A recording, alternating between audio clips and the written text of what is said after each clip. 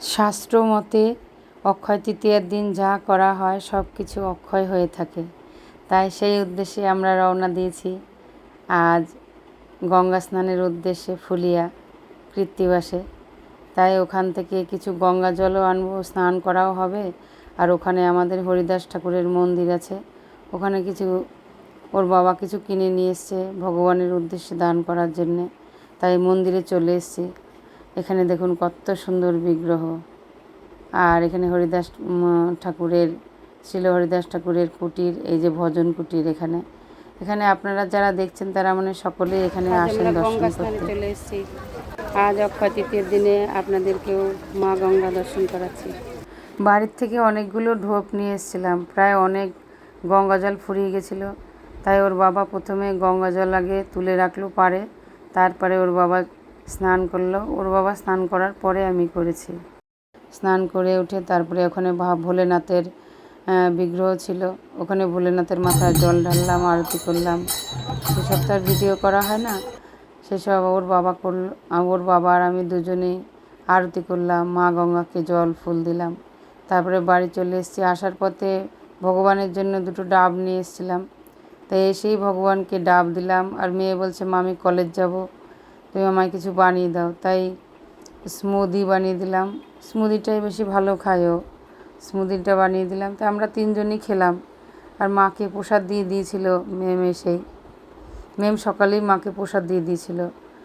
আমি সেই সকালবেলা ভোগ দিয়েই চলে গেছিলাম গঙ্গা স্নানে, তাই টিফিন করা হয়নি। ভগবানকে মিষ্টি ভোগ দিয়ে ফল ভোগ দিয়ে চলে গেছিলাম।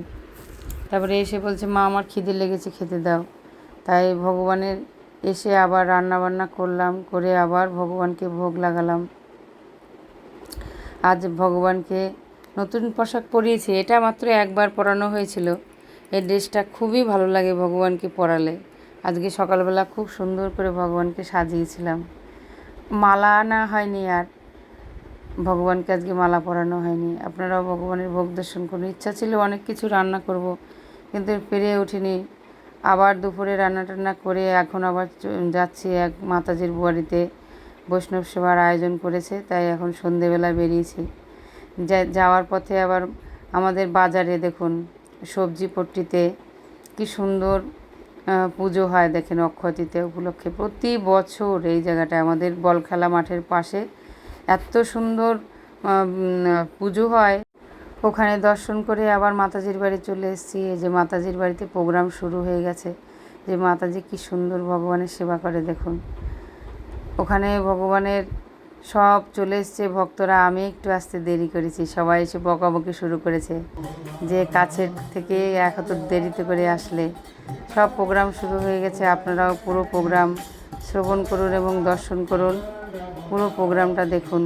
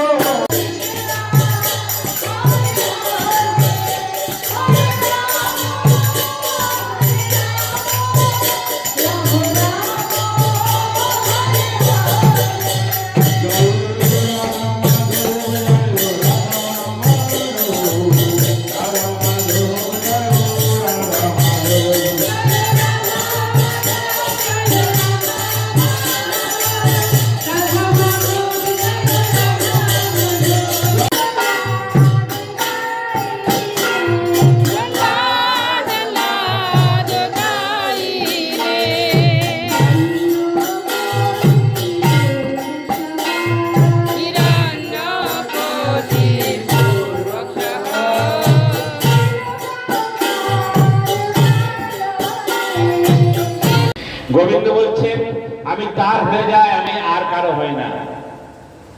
হয়েছেন কিনা? সুদামার হয়েছেন না?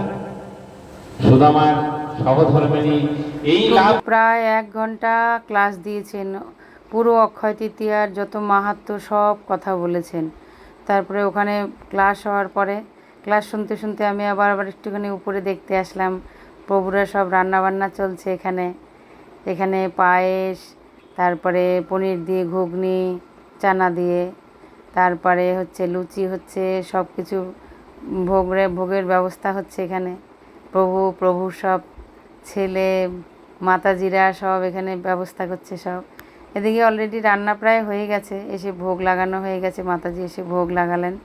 ভোগ লাগানোর পরে তারপরে সবাই প্রসাদ পেলেন।